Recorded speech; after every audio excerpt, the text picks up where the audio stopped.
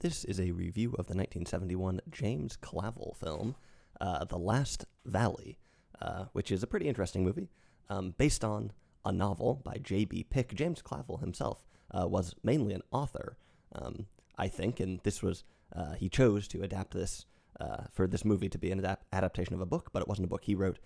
It was a book, like I said, by J.B. Pick. This was James Clavell's last movie because it was an enormous flop, which is unfortunate and has become fairly obscure today, despite having some fairly famous actors in it, like Omar Sharif and Michael Caine. This is based on a book. It's not novelesque in the ways that I've talked about a lot of other movies on this channel that are very sort of literary, that have complex characters and a lot of different things going on that might be episodic or something along those lines. I think you know what I mean. This is more like a fantasy book, or more than that, this movie is a lot like a board game. What does that mean? Well, I'll get to it. Like I said, this was the last movie James Clavell directed because it was a bit of a disaster. Why was it not successful? I don't exactly know, but you'll get a sense of the movie, I think. In addition to Omar Sharif and Michael Caine, who are kind of the two big stars, it also has a small role from Michael Gothard, who is a sort of a character actor in the 1970s that I am a bit of a fan of, although there's not very much information about his life. I think he's most famous for being in the movie Devils, which is a Ken Russell film, but he has a little role in this movie, which is nice to see. So this is kind of a war movie about the 30 Years' War. What's the 30 Years' War? Well, I'm not really sure, but it happened in the 1600s in Germany, I guess. There are not very many movies about the 30 Years' War, and this movie might not actually count as one, because the war is really only in the background, and you don't need to know anything about it, and you don't really learn anything about it by watching the movie. That said, this does have some things to say about war in sort of through kind of moralism, although maybe not the way you would expect. But the war is sort of, like I said, in the background. So the opening text of the movie introduces you to the conflict and to the year. It says this is 1618. This is kind of an interesting time for a movie to be set. I think that in a lot of movies and books, there are certain anchor points in history. I guess it's not so much the books as it is our collective historical memory is sort of separated into different eras. At least this is, mine is, I think, where you might have like the medieval times, and you have a certain picture of the medieval world where people have swords and they go jousting, and there's Robin Hood and things like that. And then you maybe have maybe like the 1800s or something, the French Revolution, with a certain type of gown, and here they have rifles, and there are pirates and such. This 1618 time doesn't really fit into any of the historical periods that are around in my brain. It's slightly hard to latch onto, and this manifests itself right in the beginning of the movie because it sort of seems like it's sort of a medieval time. This is too late, I guess, to be the medieval period, and one thing that's sort of noticeable and conspicuous about this is that the soldiers fighting at the beginning have guns, very primitive firearms, but they have them, and that immediately makes you think, I don't totally understand the setting or the time place of the movie, but honestly, it doesn't matter a whole lot. You figure it out. This movie opens with brutality. Like I said, it opens with soldiers. It opens with the plague. It opens with the village being ransacked, and with Omar Sharif sort of trying to run from these things. It's not sort of clear who he is, but he's trying to escape the soldiers, and he ends up stumbling into an idyllic valley, the last valley, from which the movie draws its name. And the last valley, of course, is beautiful. It's calm. There's a quaint little village there, and it seems like, and if you read the description of this movie or the blurb somewhere, you would think that this is sort of a parable or a morality play about pacifism. And I think, like on IMDb, it's they talk about this movie being about soldiers and villagers coexisting peacefully in a valley not yet touched by the brutality of war. This is not really a very good description of the movie, because peaceful coexistence is not really what this movie is about. Sure, the soldiers and whatnot might be trying to escape from the fighting and the plague, but there is significant conflict between them and the villagers. So I should mention that Omar Sharif stumbles into this valley. In the valley, there's one sort of band of like 24 soldiers, which is led by the captain. That's all he is ever addressed as. The captain, which is played by Michael Caine. And Omar Sharif basically convinces them at the beginning. It seems like the village is going to be looted and the residents killed, and Omar Sharif probably killed by the soldiers. But Omar Sharif talks to Michael Caine and he says, look, man, why don't you just stay in this valley and winter here and don't fight, just hang out here. And Michael Caine says that's actually, he calculates a bit and he thinks that's not a bad idea. But like I said, this is not exactly like an idyllic, everybody becomes best friends, the villagers and the soldiers get along really well. From the beginning, there is drama. There's drama among the soldiers. Some of them don't think it's a good idea to desert. Some of them say that they won't follow Michael Caine if he stays there. And that's a bit of a problem, because if he stays in the valley, but the rest go back to the rest of the army, then surely they would tell them about where this valley is, and Michael Caine would be in trouble for desertion and things like that. So it's a complicated position from the very beginning. There's also not peaceful coexistence between the soldiers and the people in the village.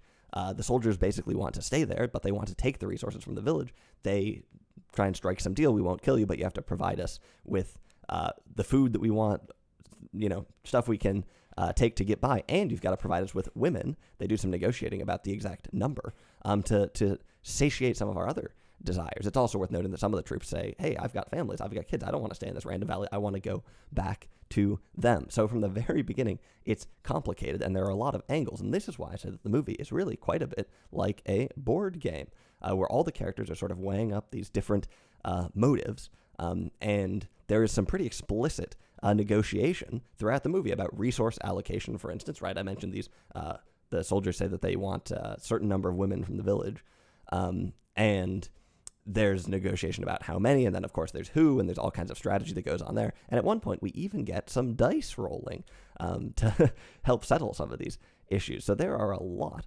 of just sort of calculations being made, sort of a game theoretical movie, a movie that's a lot like a board game. Now, it also has some bigger themes. Mainly, this is religion and war, fighting, violence. With religion, you also get complications. I think the 30 Years' War was partly a religious conflict, Catholics versus someone, I don't really know. But there is a bit of that drama in the valley. It turns out that the troops are not all unified among religious lines. And there's a question of a church in the village and whether or not they should burn down the church. Will that compromise their coexistence with the villagers? Perhaps, but some of the soldiers aren't comfortable with having it there. So there's drama over whether or not you should destroy the church. There's also a shrine in the village. The villagers think that the shrine has protected the village and don't want it to be moved and whatnot. Meanwhile, the soldiers think that it's cursing the village.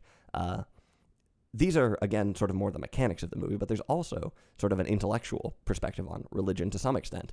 And you can already see potentially just how having so many different views and so many different ideas about religion and the power of it and the potential wrath of God might call into question, especially in the face of such conflict and brutality. It might really call into question some of the merits of these systems, might expose them for being sort of superficial.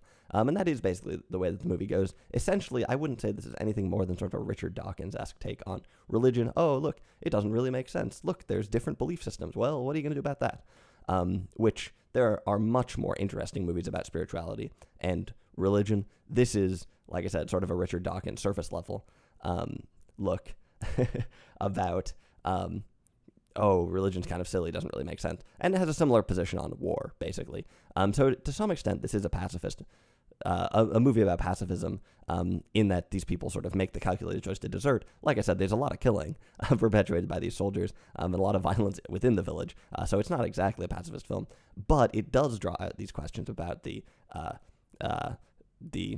frivolity of war, and things like that, and about the value systems that draw men into entering into wars, and what the value of it really is. So the two main actors here, I mentioned Omar Sharif, Michael Caine. Omar Sharif plays a pretty standard sort of Omar Sharif role where he's kind of a mystical outsider. It's not really clear who he is or where he comes from, but he's an elegant nomad who goes, just stumbles into the valley and has some wisdom, is sort of wise. He's a learned man, speaks multiple languages and such. Of course, the villagers are somewhat skeptical of his education, And there's a bit of conflict there. Michael Caine plays a somewhat standard Michael Caine role. Like I said, he's a very calculating person, and he's a principled character, but who is not necessarily entirely moral, so principled, but maybe dark.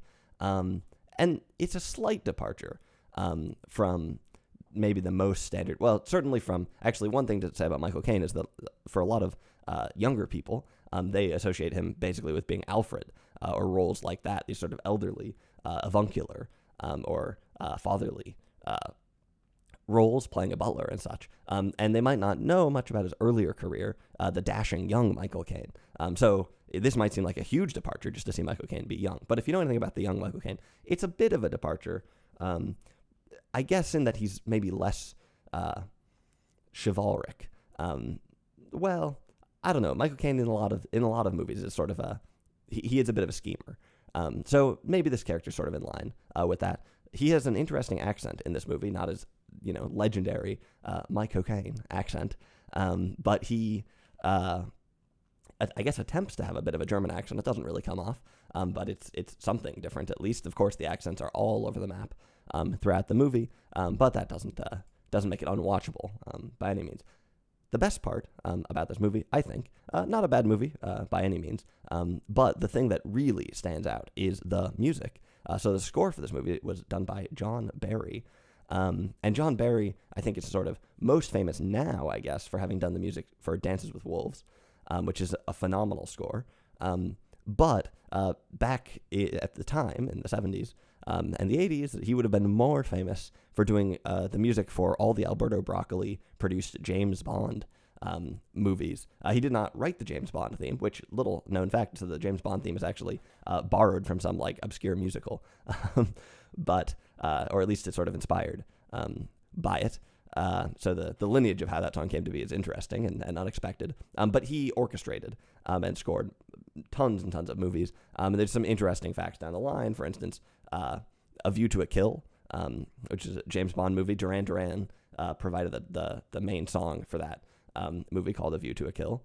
And John Barry actually co-wrote that song, which is kind of funny, as well as a number of the other sort of title songs from down the years. Like I said, Dances with Wolves is sort of the most famous score, which is, in my opinion, one of the top film scores out there. There's some mixed feelings about Dances with Wolves as a movie, but the music is top notch and captures sort of really good balance between sort of a romantic, pastoral, classic view of the West and such that had sort of a heritage in American Westerns of the 50s, while also being sort of tragic. Which is much more in line with what the story is about, but it really makes the movie feel big and expansive, which fits in very well. So it's a great score. But this score is up there, and is in a lot of ways very similar to the Dances with Wolves score and the orchestration and just what it sounds like. This score is so good that it took me out of the movie a number of times, just thinking, hold on a second, this is great, this is awesome.